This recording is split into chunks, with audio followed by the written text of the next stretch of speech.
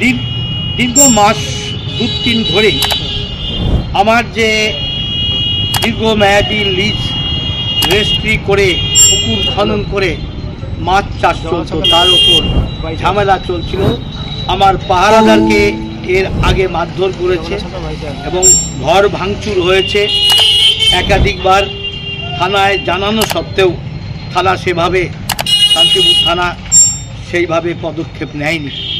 আমার কাছে রাতের বেলায় মাছ চুরি হচ্ছে বলে খবর আসে, তাই আজকে প্রচারের সময় ফাঁকে দুপুরে যাওয়ার সময় আমি আমার ফিশারি দেখতে যাই।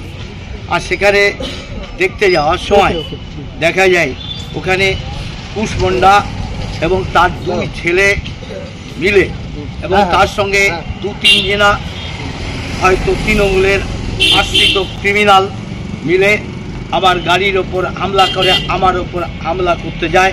আমার সিকিউরিটি বাঁচিয়ে দিলে পরে সেখানে গাড়ির ওপর হামলা করে গাড়ি ভাঙচুর করে দেয়। তাই আমি এখন প্রচারের যে প্রোগ্রামগুলো সমাপ্ত করে শান্তিপুর থানায় আমি তার অভিযোগ দায়ের করব।